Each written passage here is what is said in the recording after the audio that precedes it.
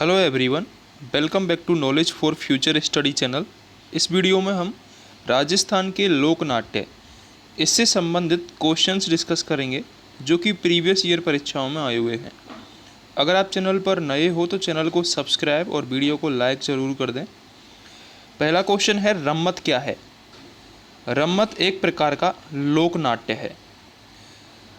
रम्मत एक संगीत नाट्य है जो कि बीकानेर जैसलमेर में ज़्यादा प्रसिद्ध है। ठीक है, बीकानेर की रम्मत प्रसिद्ध है और जैसलमेर की रम्मत भी प्रसिद्ध है। रम्मत होली के टाइम पर गाई जाती है। रम्मत का प्रदर्शन लकड़ी के बड़े बड़े तख्तों पर किया जाता है। इस रम्मत के मुख्य विषय कौन कौन से होते हैं? प्रहलाद, लैला मजनू, हरीशचंद्र, पूरणमल और सबसे फेमस हिडाऊ मेरी। ठीक है, ये जो हिडाऊ मेरी रम्मत है ये बहुत फेमस है। आदर्श पति पत्नी पर आधारित है ये। इसका सूत्रपात किया था हिडाऊ मेरी का जवाहरलाल पुरोहित ने। जवाहरलाल पुरोहित ने इसका सूत्रपात किया था, तो ये आपको याद रखना है। हिडाऊ मेरी रम्मत ये बीकानेर से संबंधित है। होली के अवसर पर रम्मत गाई जाती है। जवाहरलाल पुरोहित ने हिडाऊ मेरी जो कि आदर्श पति पत्नी पर आधारित है उसका सूत्रपात किया था। रम्मत के प्रमुख कलाकार कौन कौन हैं? फागू और सुआ महाराज। फागू और सुआ महाराज, सुआ महाराज ये रम्मत के प्रमुख कलाकार हैं, फागू एवं सुआ महाराज। बीकानेर में रम्मतों का समय फागुन शुक्ल अष्टमी से फागुन शुक्ल चतुर्दशी तक होता है। ये आपको याद रखना है। जो रम्मत हैं वो होली के अवसर पर गाई जाती हैं और फागुन शुक्ल अष्टमी से फागुन शुक्ल चतुर्दशी तक ये। बीकानेर में रम्मतों का जो प्रारंभ होता है वो होता है फक्कड़ दातारी रम्मत से। ये क्वेश्चन भी पूछा जा सकता है कि बीकानेर में रम्मतों का प्रारंभ किस रम्मत से होता है? तो फक्कड़ दातारी रम्मत से बीकानेर में रम्मतों का प्रारंभ होता है।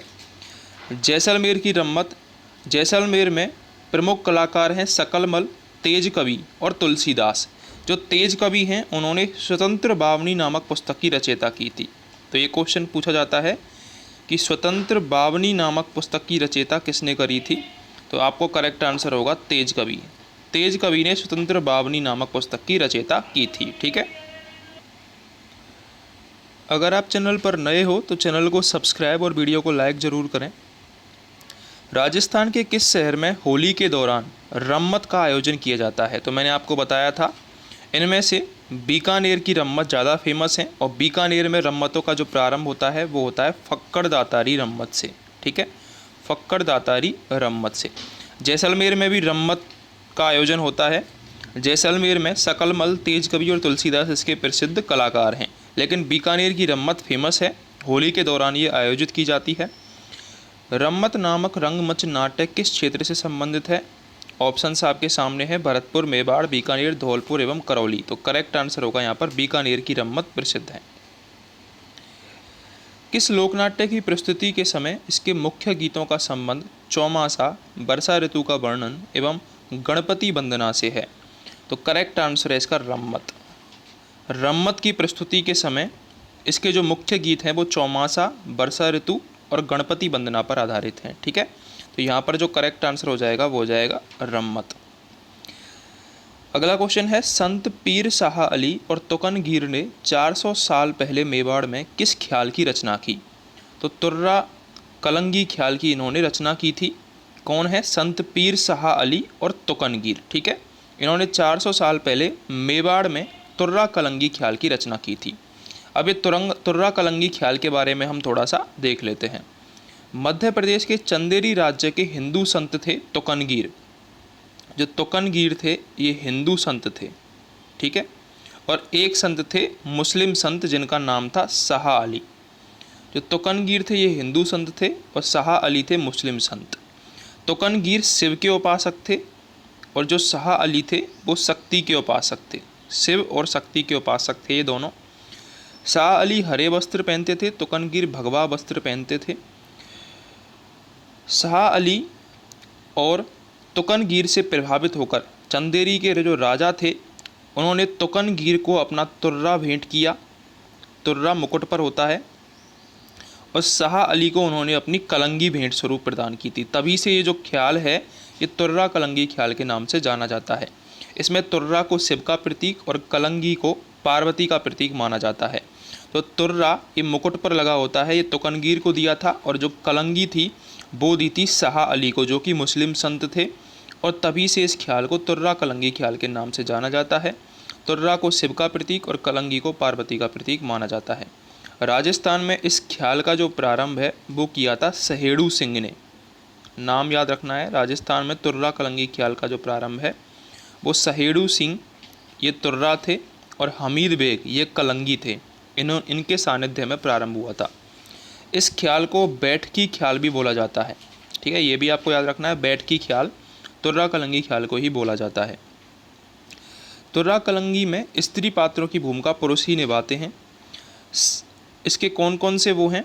सागर सेठ का खेल, रुक्मणी मंगल, राजा हरिश्चंद्र, भक्त पूर्णमल, नसीहत, राजा मोरध्वज, ऊखा चरित्र, इंद्र सभा, कृष्ण लीला, रहना मीर, भक्त ध्रुव आदि तुर्रा कलंगी की प्रमुख ख्याल हैं।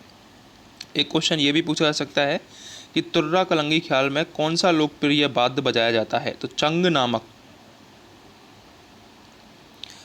नामक लोकप्रिय वाद्य बजाया जाता है तुर्रा कलंगी ख्याल में। ठीक है, तो अगला क्वेश्चन है हमारा, तुर्रा कलंगी लोकनाट्य के रचनाकार कौन है? शाह अली जो कि मुस्लिम संत थे और तुकनगीर जो कि हिंदू संत थे। ठीक है, तुर्रा और कलंगी लोकनाट्य में तुर्रा और कलंगी किसके प्रतीक है? मैंने आपको बताया था, तुर्रा ये तुकनगीर को दिया गया था और तुर्रा शिव का प्रतीक है, और कलंगी किसका प्रतीक है? कलंगी पार्वती का प्रतीक है। ठीक है, तो यहाँ पर फोर्थ ऑप्शन करेक्ट हो जाएगा। अगला क्वेश्चन है हमारा, राजस्थान में लच्छी राम द्वारा किस ख्याल का प्रवर्तन किया गया था? तो लच्छी राम कुचामनी ख्याल के प्रवर्तक माने जाते हैं। कुचामनी ख्याल कुचामन सिटी, और कुचामन सिटी कहाँ पर है? ये नागौर में है। कुचामन सिटी नागौर में कुचामनी ख्याल प्रसिद्ध है। लच्छी राम ने गोगा चौहान, मीरा मंगल और राव ऋणमल आदि ख्यालों की रचना की थी। पूछा जा सकता है आपसे, अगर डीप क्वेश्चन पूछेगा वो, तो लच्छी राम ने कौन कौन से ख्यालों की रचना की थी? राव ऋणमल, इसके अलावा मीरा मंगल के अलावा है गोगा चौहान। इन ख्यालों की रचना की थी लच्छी राम ने। रिपीट कर देता हूँ, राव ऋणमल, मीरा मंगल और गोगा चौहान। ये जो ख्याल हैं इनमें पुरुष पात्र ही स्त्री पात्र का अभिनय करते हैं। इनमें नर्तक ही गाने को गाते हैं। ढोल, सेनाई, सारंगी आदि वाद्ययंत्र काम में लिए जाते हैं। और जो कुचामनी ख्याल है इसके जो प्रमुख कलाकार हैं वो हैं उगमराज। ये भी आपको याद रखना है, पूछा जा सकता है कि उगमराज कलाकार किस ख्याल से संबंधित हैं? तो उगमराज कुचामनी ख्याल के प्रसिद्ध कलाकार हैं। ठीक है, अगर आप चैनल पर नए हो तो चैनल को सब्सक्राइब जरूर करें। कुचामनी ख्याल के प्रवर्तक कौन थे? तो लच्छी राम यहाँ पर करेक्ट आंसर हो जाएगा। कुचामनी ख्याल से संबंधित कौन सा कथन सही नहीं है? ऑप्शन फर्स्ट है, कुचामनी ख्याल के प्रवर्तक लच्छी राम है, बिल्कुल करेक्ट है ये। इनमें पुरुष पात्र ही स्त्री पात्र का अभिनय करते हैं, बिल्कुल ये भी करेक्ट है। इसमें कलाकार चेतराम, हमीद बेग और ताराचंद प्रमुख हैं, ये गलत है। ठीक है, हमसे पूछा है सही नहीं कौन सा है, तो हमारा थर्ड ऑप्शन आंसर हो जाएगा। इसमें नर्तक ही गाने को गाते हैं, ये भी सही है। कुचामनी ख्याल के जो प्रमुख कलाकार हैं वो हैं उगमराज, जो कि ऑप्शन में नहीं है, इसलिए थर्ड ऑप्शन हमारा सही नहीं होगा। निम्नलिखित में से राजस्थान के किस क्षेत्र से अली बख्शी ख्याल संबंध है? इंपॉर्टेंट क्वेश्चन है अली बख्शी ख्याल, RAS में और जेल प्रहरी परीक्षा में पूछा गया है। जो अली बख्शी ख्याल है वो अलवर से संबंधित है। इस शैली के प्रवर्तक अली बख्श थे, इसलिए इसका नाम अली बख्शी ख्याल पड़ा। ठीक है, तो अली बख्शी ख्याल अलवर से संबंधित है। अगला क्वेश्चन है, हेला ख्याल लोक संगीत राजस्थान के क्षेत्रों से संबंधित है। जो हेला ख्याल है वो दौसा क्षेत्र का फेमस है, दौसा सवाई माधोपुर का फेमस है। यह दौसा, करौली, सवाई माधोपुर जिलों में प्रचलित है। लंबी टेर देना इसकी विशेषता है, यानी कि इसमें हेला दिया जाता है, लंबी टेर दी जाती है, बुलाया जाता है, इसलिए इसको हेला ख्याल बोलते हैं। इसका वाद्ययंत्र भी पूछा जा सकता है आपसे। जो हेला ख्याल है उसका वाद्ययंत्र होता है नोबल, याद रखना है, इंपॉर्टेंट है। हेला ख्याल का जो वाद्ययंत्र होता है वो होता है नोबल। अगला क्वेश्चन है हमारा, गोमा मीणा, कालू कीर, कान गुजरी, मियाबड़ और नाहर आदि ये क्या हैं? ये छोटी नाटिकाएँ हैं जो कि गबरी उत्सव में किया जाता है इनका मंचन। ठीक है। तो आपको याद रखना है गबरी उत्सव में गोमा मीणा, कालूकीर, कान गुजरी, मियाबड़ और नाहर आदि छोटी नाटकों का मंचन किया जाता है। अब गबरी नृत्य के बारे में थोड़ा सा देख लेते हैं। गबरी राजस्थान का सबसे प्राचीन लोक नाट्य है। इसे लोक नाट्यों का मेरु नाट्य भी कहा जाता है। क्वेश्चन आ सकता है आपके एग्जाम में कि लोक नाट्यों का मेरु नाट्य किस लोक नाट्य को कहा जाता है। तो लोक नाट्य का मेरु नाट्य एक गबरी लोक नाट्य को कहा जाता है। एक क्वेश्चन ये भी है कि संपूर्ण भारत का एकमात्र दिन में प्रदर्शित होने वाला है, ये दिन में प्रदर्शित होने वाला लोक नाट्य है एकमात्र, ठीक है। इसके अलावा ये भीलों का प्रमुख लोक नाट्य है। इसमें गोमा मीणा, कालूकीर, कान गुजरी, मियाबड़ और नाहर आदि छोटी नाटकाएँ हैं। भील अपने आराध्य देव बूढ़िया शिव की आराधना में इसे बगैर पारिश्रमिक के वहीं प्रस्तुत करते हैं जहां उनके गांव की लड़की ब्याही हो, ठीक है। तो आपको दो क्वेश्चन तो यहाँ से ये याद रखने हैं कि लोक नाट्यों का मेरु नाट्य गबरी लोक नाट्य को कहा जाता है और एकमात्र लोक नाट्य है जो दिन में प्रदर्शित किया जाता है। राजस्थान में कौन सा लोक नाट्य मेरु नाट्य के नाम से जाना जाता है। तो गबरी यहाँ पर करेक्ट आंसर हो जाएगा, थर्ड ऑप्शन। झामटिया पात्र लोक भाषा में कविता बोलता है और खटखटिया उसको दोहराता है और बीच बीच में जोकर का काम करता है। पात्र झामटिया और खटखटिया किससे संबंधित हैं। इंपॉर्टेंट क्वेश्चन है। तो झामटिया और खटखटिया ये दोनों गबरी नृत्य से संबंधित हैं। फर्स्ट ऑप्शन करेक्ट होगा। ये जो गबरी है ये सावन भादों के महीने में 40 दिनों तक खेला जाता है। सावन भादों के महीने में लगभग 40 दिन तक खेला जाता है और एक बात याद रखनी है आपको, दिन में ही प्रदर्शित होता है ये, ठीक है। अगला क्वेश्चन है मेवाड़ के अरावली क्षेत्र की भील जाति का लोक नाट्य कौन सा है। तो गबरी लोक नाट्य ये भील जाति का है और मेवाड़ क्षेत्र का है, ठीक है। अगला क्वेश्चन है चार वेद जो राजस्थान की प्रचलित लोक गायन शैली है कहाँ की प्रसिद्ध है। चार वेद कला टोंक की प्रसिद्ध है। सेकंड ऑप्शन करेक्ट होगा। राजस्थान के टोंक नगर में संगीत दंगल रूपी लोकनाट्य विधा है ये। इसमें परंपरागत ढप बजाकर, ढप वाद्य यंत्र का प्रयोग होता है इसमें, और कव्वाली की तरह इसको गाया जाता है। यह शैली टोंक के नवाब फैजुल्ला खां के समय किसने शुरू की थी। अब्दुल करीम खान ने। अब्दुल करीम खान और खलीफा करीम खान निहंग ने प्रारंभ की थी। ये जो चार वेद है ये पठानों की विद्या है, पठानों की विद्या है। चार वेद में ढपली वाद्य यंत्र का प्रयोग किया जाता है। तीन क्वेश्चन मैंने आपको बताए। चार वेद पठानों की है, चार वेद टोंक नगर में मनाई जाती है, आयोजित होती है। चार वेद के जो प्रवर्तक हैं वो हैं अब्दुल करीम खान और इसमें वाद्य यंत्र ढपली का प्रयोग होता है, ठीक है। ये चार क्वेश्चन यहाँ से आपको याद रखने हैं। अगला क्वेश्चन है हमारा, गोपी जी भट्ट राजस्थान के किस लोक नृत्य शैली के कलाकार हैं। तो आपको याद रखना है जो गोपी जी भट्ट हैं वो तमाशा के कलाकार हैं। गोपी जी भट्ट लोकनाट्य का आरंभ जयपुर के भूतपूर्व शासक प्रताप सिंह के समय में हुआ था। जो तमाशा जो हमारा लोकनाट्य है इसका जो प्रारंभ है वो प्रताप सिंह के समय में हुआ था, ये आपको याद रखना है, ठीक है। यह जयपुरी ख्याल व ध्रुपद गायी का सम्मिलित रूप है। गोपी जी भट्ट, गोपी कृष्ण भट्ट, वासुदेव भट्ट। ये एक क्वेश्चन यहाँ पर आपको ये याद रखना है कि गोपीचंद और हीर राजा, गोपीचंद और हीर राजा ये एक तमाशे के नाम हैं। गोपीचंद और हीर राजा, इसके जो रचयिता हैं वो हैं वासुदेव भट्ट। ये क्वेश्चन एग्जाम में पूछा जाता है कि गोपीचंद और हीर राजा तमाशे के रचयिता कौन है। तो वासुदेव भट्ट है यहाँ पर करेक्ट आंसर होगा, ये आपको याद रखना है, ठीक है। निम्नलिखित में से कौन सी लोक संगीत एवं नृत्य शैली केवल मात्र जयपुर से संबंधित है। तो करेक्ट आंसर है यहाँ पर तमाशा। तमाशा जयपुर से संबंधित है और ये प्रताप सिंह के समय में चालू हुई थी। गोपीचंद और हीर राजा तमाशा के रचयिता हैं वासुदेव भट्ट। नौटंकी तथा रामलीला राजस्थान के किस भूभाग में अत्यधिक लोकप्रिय हैं। तो नौटंकी और रासलीला, रामलीला ये पूर्वी क्षेत्र में है।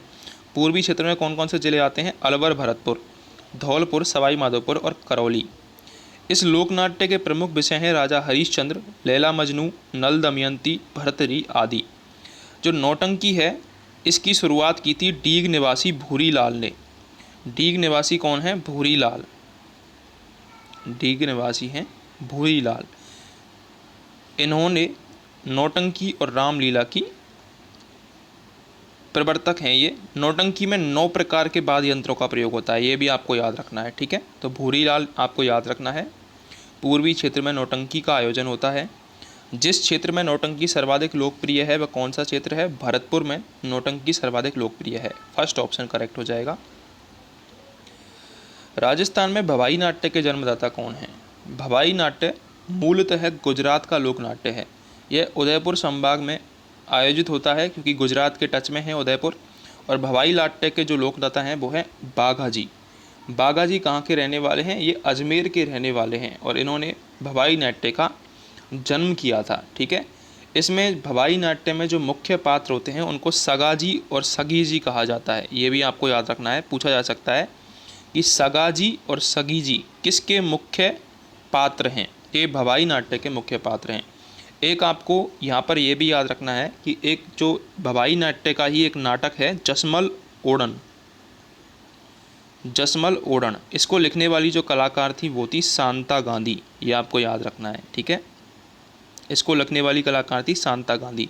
जसमल ओढ़न ये भवाई नाट्य के अंतर्गत ही आता है।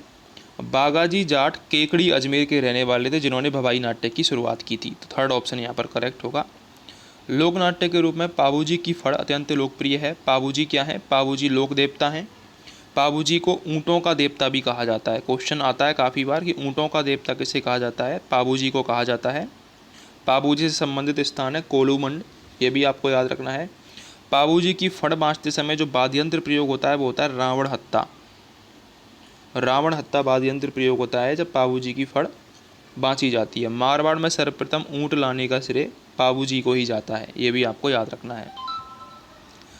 अगला क्वेश्चन है पाबूजी की फड़ में भोपा द्वारा प्रयोग किए जाने वाला वाद्य यंत्र कौन सा है? मैंने बताया था रावण हत्ता वाद्य यंत्र प्रयोग होता है पाबूजी की फड़ बाँचते समय।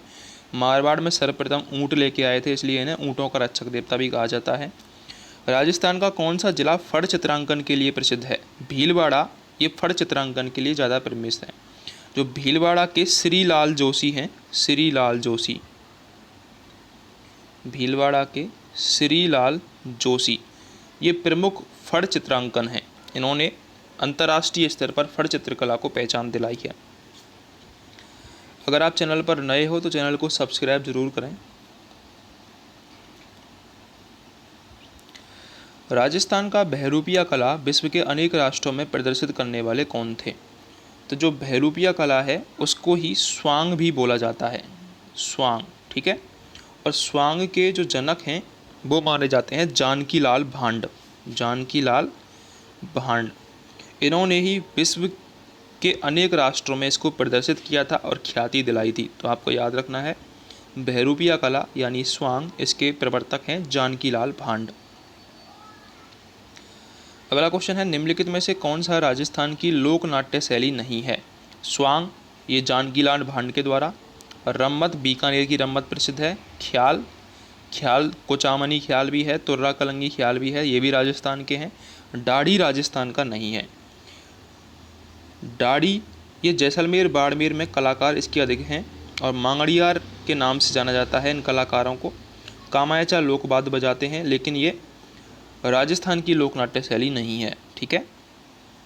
अगला क्वेश्चन है निम्नलिखित में से राजस्थान की लोकप्रिय तार कठपुतली कौन सी है?